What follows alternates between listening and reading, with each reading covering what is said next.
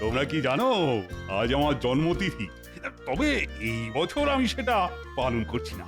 বিলক্ষণ মহারাজ, এই কৃষ্ণপক্ষে আপনি জন্মেছিলেন, আর এই তিথিতে জন্ম নিলে সে রাজা হবেই। বিধাতাও এর খণ্ডন করতে পারবে না। সাধু সাধু। কিন্তু মহারাজ, আপনি এই বছর জন্মতিথি পালন করছেন না কেন? এর কি কোনো বিশেষ কারণ আছে?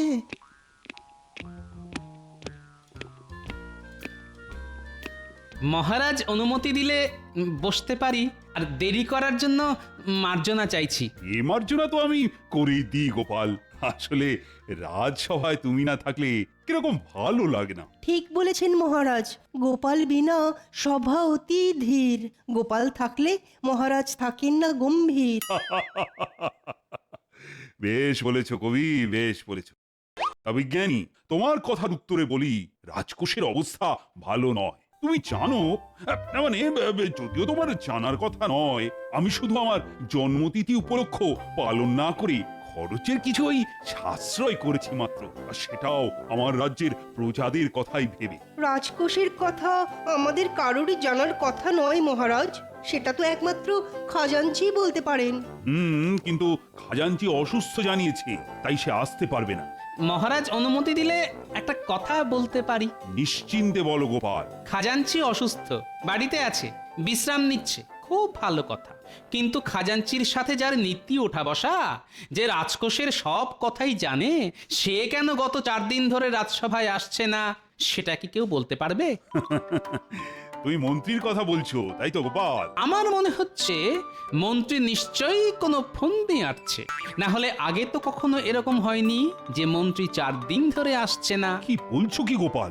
না না না, আমার মনে হয় না মন্ত্রী কখনো এরকম করবে। কারো সম্বন্ধে প্রমাণ না থাকলে শুধু শুধু এই ধরনের সন্দেহ তো রাজার শোভা পায় না। আপনি একদম ঠিক কথা বলেছেন মহারাজ, রাজার এটা শোভা পায় না, কিন্তু ভাঁড় যদি ভাবে তাহলে হয়তো শোভা পায়। গোপাল, বলো তো তুমি ঠিক কি বলতে চাইছো?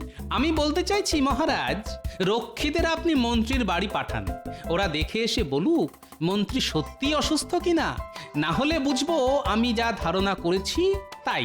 আমার আর মন্ত্রীর সম্পর্ক কেমন সেটা আমি খুব ভালো করেই জানি। যাই হোক, তুমি যখন বলছো, আমি এক্ষুনি মন্ত্রীর বাড়িতে 2 প্রহরীকে পাঠাচ্ছি। ওরা মন্ত্রীর খবর নিয়ে আসুক। প্রহরীগণ, প্রণাম মহারাজ। এক্ষুনি মন্ত্রী মশাইয়ের বাড়িতে গিয়ে খবর নিয়ে এসো। বলবে মহারাজ বিশেষ চিন্তায় আছেন যে কেন উনি আসছেন না। যথাজ্ঞা মহারাজ। আমার মন্ত্রীকে বিশ্বাস হয় না। ওই পাজি মন্ত্রী যে কোনো সময় যে কোনো কিছু করে ফেলতে পারে।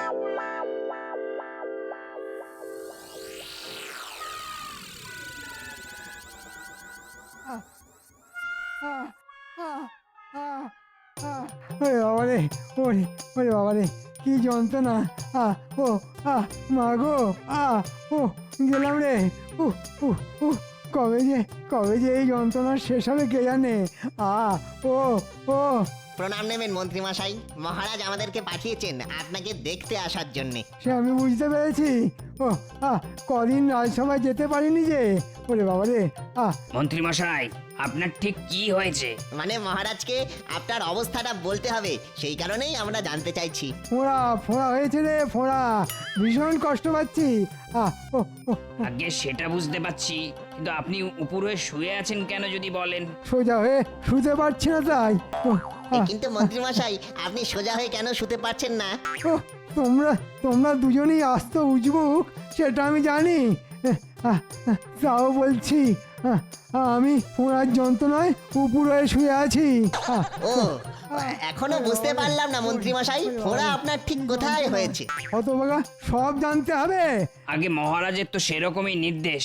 মহারাজকে গিয়ে বল আমার ফোঁড়ার যন্ত্রণা কমে গেলেই আমি রাজসভায় যাব। আশা করি 2-1 দিনের মধ্যেই। কিন্তু ফোঁড়া আপনার কোথায় হয়েছে সেটা বললেন না তো। ওরে হতভাগা, ও তোদের অত জেনে কি কাজ, হ্যাঁ? ও ও, বুঝতে পারছিস না, উপুর হয়ে শুয়ে আছি যখন কোথায় আমার ফোড়া হয়েছে, হ্যাঁ? ওরে হতভাগা, মহারাজকে গিয়ে বল ফোড়া হয়েছে আমার পশ্চাৎ দেশে। আমি ভালো করে সোজা হয়ে শুতে পর্যন্ত পারছি না। ওরে বাবারে, ওরে বাবারে, কি যন্ত্রণা। ও ও, যা শিগগির যা। যথাজ্ঞা মন্ত্রীমশাই। মহারাজ, আমরা দুজন মন্ত্রীমশাইয়ের বাড়ি গিয়েছিলাম, গিয়ে দেখি মন্ত্রীমশাই উপর হয়ে শুয়ে আছেন। হ্যাঁ, মন্ত্রী উল্টে পড়ে শুয়ে আছে, এ তো ঘোর অনর্থ। যে রাজ্যের মন্ত্রী উল্টো হয়ে শুয়ে থাকে সে রাজ্যের তো অমঙ্গল। যাই হোক, প্রহরী বলো বলো। মন্ত্রীমশাই যন্ত্রণায় কাতরাচ্ছিলেন। হ্যাঁ, মন্ত্রীর যন্ত্রণা? মন্ত্রীর কাছ তো মন্ত্রণা, তবে তার কিসের যন্ত্রণা? আগে মন্ত্রীর বিস্ফোরা হয়েছে, কিন্তু সেই যন্ত্রণায় মন্ত্রীমশাই খুবই অসহায়ের মতো শুয়ে আছেন। বিস্ফোরা? যে ফোড়ার গোড়ায় বিষ, যন্ত্রণা অহর্নিশ। কিন্তু মন্ত্রী উল্টো হয়ে শুয়েছিল কেন? আগে সেই কথা জিজ্ঞেস করাতে মন্ত্রীমশাই রেগে গেলেন। রেগে গেলেন? মহারাজ, এমন কোন জায়গা থাকতে পারে যেখানে ফোঁড়া হলে মানুষ রেগে যায়? পণ্ডিত, সেটা তুমি ভালো জানো। তোমরা বলো তো প্রহরী। মন্ত্রীমশাই আমাদের বললেন, যা গিয়ে মহারাজকে বল আমার পশ্চাৎ দেশে ফোড়া হয়েছে। হে হে।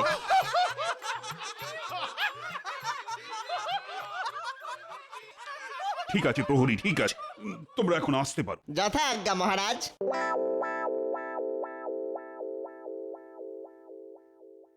মহারাজ, মন্ত্রীর মনের সমস্ত বিষ এখন ফোঁড়া হয়ে বাইরে বেরিয়ে আসছে।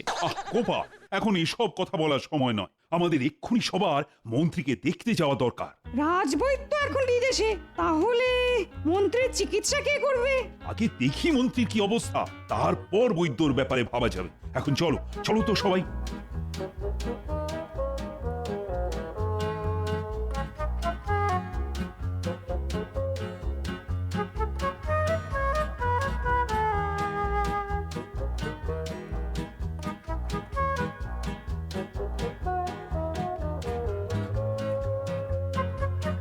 সেপাই, তোমরা ভেতরে গিয়ে মন্ত্রীকে খবর দাও, বলো মহারাজ দেখা করতে এসেছেন। যথা আজ্ঞা মহারাজ।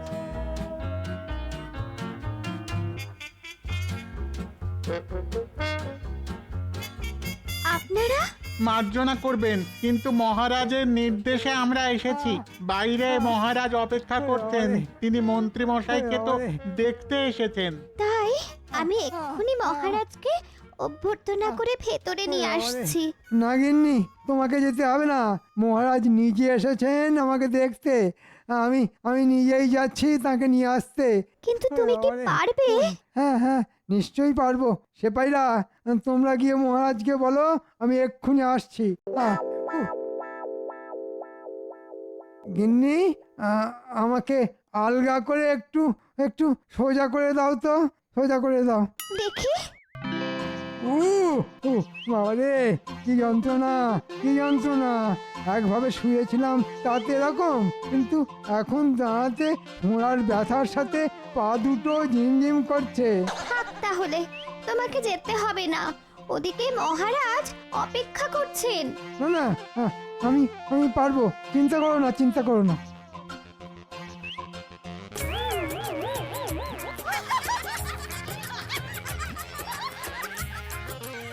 আমার কি সৌভাগ্য, ওরে বাবা। মহারাজ স্বয়ং আমার বাড়িতে পায়ের ধুলো দিয়েছেন। আসুন মহারাজ, আসুন আসুন মহারাজ। সে না হয় ঠিক আছে, কিন্তু তোমার এ কি অবস্থা? আহা, মন্ত্রী মশাই, আপনাকে দেখে বড় দুঃখ হচ্ছে, কিন্তু আমি দেখছি ফোঁড়ার কল্যাণে আপনি বেশ নাচতেও শিখে গেছেন। হায়, এটা আমি বুঝেছি স্পষ্ট, মন্ত্রীমশাইয়ের আজ বড় কষ্ট। ঠিক আছে ঠিক আছে, কিন্তু এখন বেশি কথা না বলাই ভালো। সত্যি মন্ত্রী, তোমাকে দেখে না আমার কষ্টই হচ্ছে, কিন্তু সমস্যা হলো রাজবৈদ্য তো এখন রাজ্যের বাইরে। হ্যাঁ, তিনি থাকলে কোনো সমস্যা ছিল না। রাজ্যতে কি বলতে পারবেন আমায় আর কতদিন এই যন্ত্রণা বয়ে বেড়াতে হবে? ফোঁড়ার যন্ত্রণা কবে কমবে এ তো আর গণনা করে বলা যায় না, তবে গণনায় দেখেছি আপনার শনি খারাপ। আজই তো শনিবার, বিষে বিষে বিষক্ষয় করতে হবে। ও গোপাল, তুই এক্ষুনি হাকিমকে খবর দাও। হাকিম এসে মন্ত্রীর ফোঁড়াটা কেটে দেবে। হ্যাঁ ওরে বাবা রে, মরে যাব রে, মরে যাব। এছাড়া আর তো কোনো উপায় নেই যে মন্ত্রী।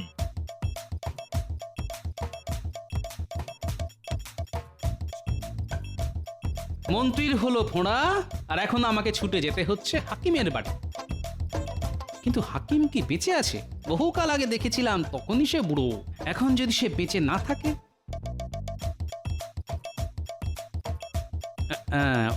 ওটাই মনে হচ্ছে হাকিমের বাড়ি।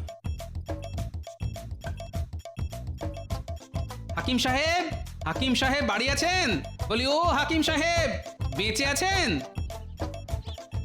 কে? কেমন আছেন হাকিম সাহেব? কে তুমি? চিনতে পারলাম না তো। আমি গোপাল, গোপাল ভাঁড়, মহারাজের বেতন করা ভাঁড়। গোশাল? গোশালা যেতে চাও, এখানে এসেছো কেন বাপু?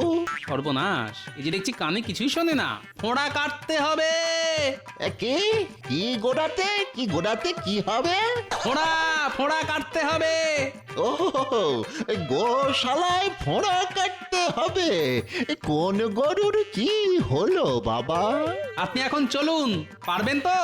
না না, মারবো না। ফোঁড়া আমি কত কেটেছি এককালে, ঘ্যাচ ঘ্যাচ করে কেটেছি। তুমি দাঁড়াও, আমি কাঁচি নিয়েই আসছি। পাপা কতদিন পরে ফোঁড়া কাটবো, গরুর ব্যাপার।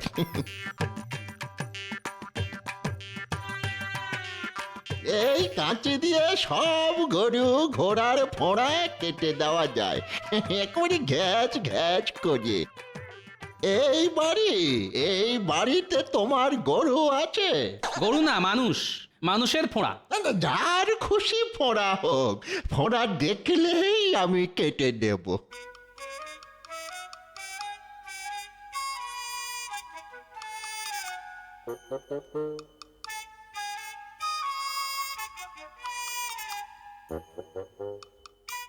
ওরে বাবা, এই যে দুটো বিষ ফোঁড়া। আমি একটা আগে কাটি, চিন্তা নেই, কাঁচি দিয়ে কচ কচ করে কেটে দেব। ওরে বাবা রে, ও হাকিম সাহেব, একটু আস্তে করে কাটবেন। হ্যাঁ হ্যাঁ।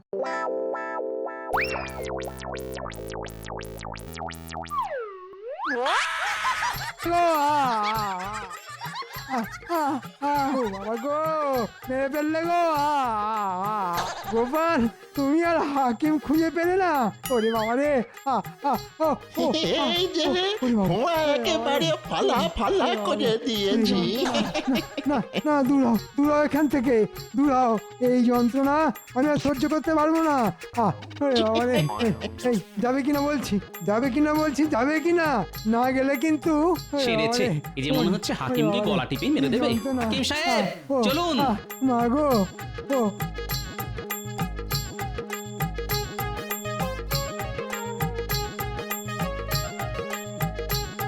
কচ কচ ঘচ ঘচ, কত ফোঁড়া আছে বলো?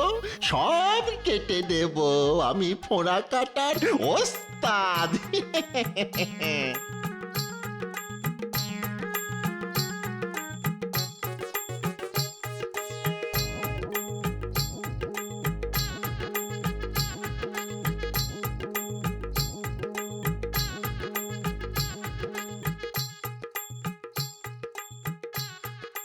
বলি, মন্ত্রী মশাইয়ের স্ত্রীর সঙ্গে দেখা হয়েছিল জানো? তাই নাকি? আমাকে বললো মন্ত্রী মশাই নাকি খুব ভয় পাচ্ছে জানো। ওই তুমি হাকিমকে নিয়ে আবার ওনার আরেকটা ফোঁটা কাটাতে যাবে। কাটাতে দিলে তো বাবা, একটা কাটতেই ওনার যা চোট।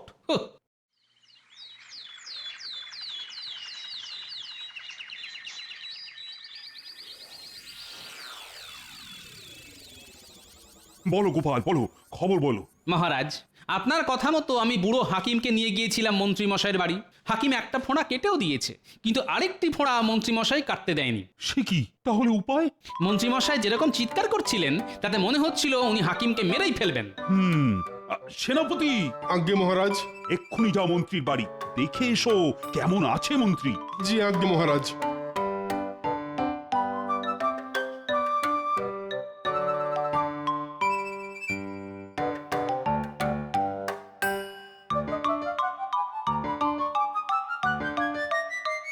দেখেছো গিন্নি কটা দিন রাজসভায় না গেলে সবাই কিরকম চোখে অন্ধকার দেখে।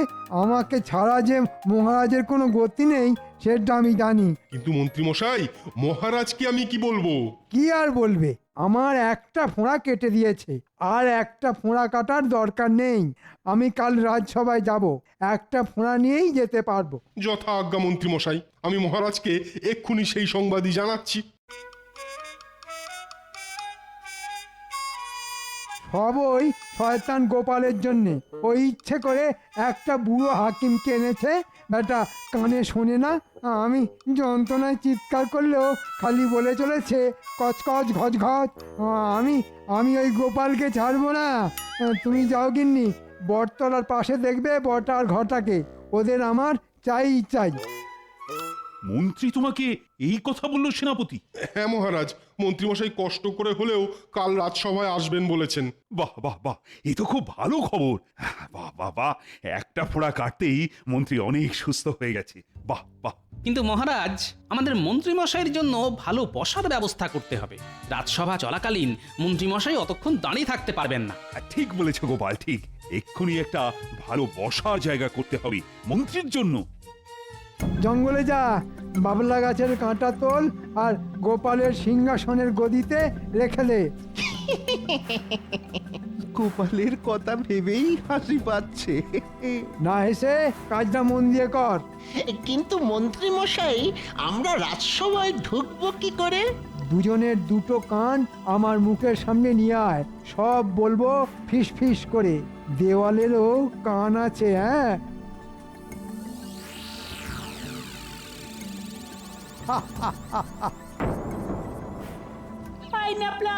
লেবুটা আমার দিকে ছড়, আমি ওটা লুফে নেব। স্কুলে লেবুটা ধরতে পারলি না?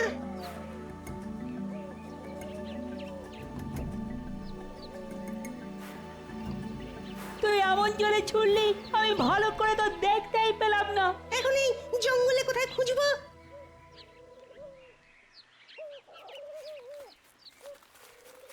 এই লাপলা, একটা খচখচ শব্দ শুনতে পাচ্ছিস?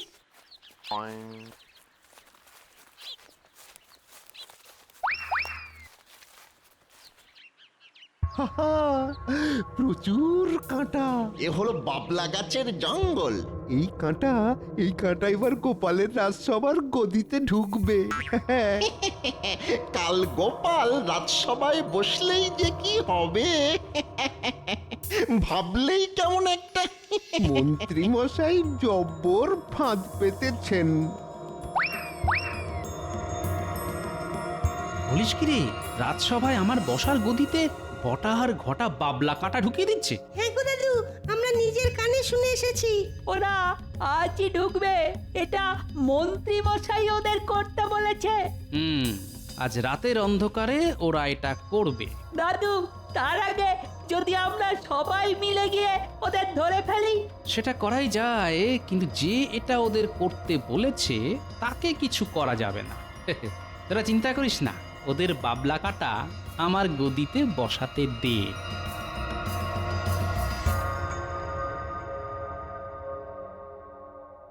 কি প্রহরী, তোমার ছুটি নেই? মন্ত্রী মশাই সুস্থ হয়ে গেছে বলে সবাই কিরকম আনন্দ করছে বাইরে দেখো। ভালো খাবারের ব্যবস্থা আছে। হ্যাঁ। আহা, যেতে তো বড় ইচ্ছে করছে, কিন্তু আমাদের তো পাহারা দেওয়ার কাজ। আরে চিন্তা করছো কেন? এই রাতের বেলা কে আসবে? হ্যাঁ, তার চেয়ে এক কাজ করো, তুমি ওর সাথে যাও আর কিছু খেয়ে নাও। আরে কোনো চিন্তা নেই, কোনো চিন্তা নেই, আমি তো আছি। হ্যাঁ, তোমার জন্য এইটুকু করব না? চলো চলো আমার সাথে।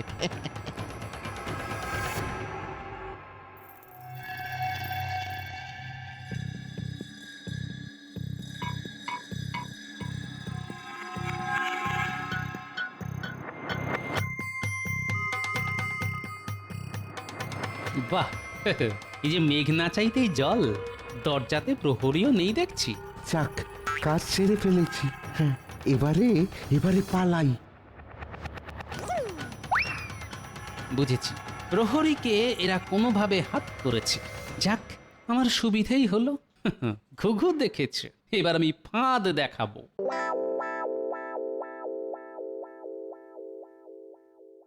বাহ, মন্ত্রীর জন্য বেশ সুন্দর গদি, সুন্দর সিংহাসন।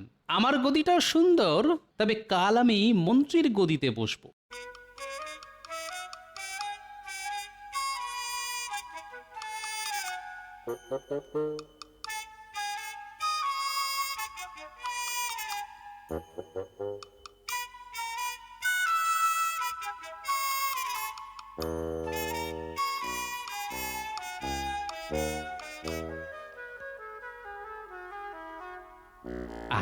কাজ শেষ।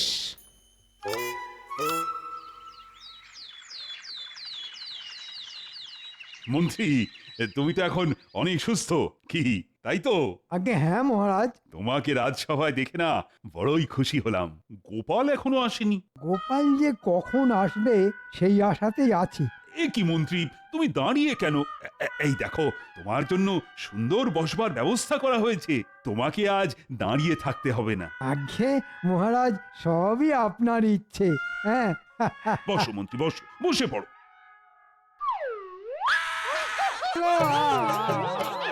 ওরে বাবা রে, আমার কি ফুটলো! ও কি হলো? মহারাজ, মন্ত্রীর জন্য এমন একটি ব্যবস্থা করা হয়েছিল যাতে মন্ত্রীর আরেকটি ফোঁড়াও ফেটে যায়। কই দেখি দেখি, কি এই যে বাবলা গাছের কাঁটা মনে হচ্ছে। বাবা গো, গেলাম গো। মন্ত্রী এই বাবলা কাঁটা বটার ঘটাকে তুলে আনতে বলেছিল। বটা প্রহরীকে নানা কথা বলে সরিয়ে দেয়, আর সেই সুযোগে বাবলা কাঁটা আমার বসার গদিতে লাগিয়ে দেয় যাতে এই কাঁটা আমার ফোটে। আমি সুযোগ বুঝে আমার আর মন্ত্রীর গদি পাল্টাপাল্টি করে দিয়েছি মাত্র। গোপাল, তোমার বুদ্ধির কাছে সবাই হার মানবে। কি মন্ত্রী, এবার বুঝেছো তো? যাক, এবার তুমি পুরো সুস্থ হবে, আর তোমাকে দাঁড়িয়েই থাকতে হবে। গোপাল, গোপাল, আমি তোমায় ছাড়বো না।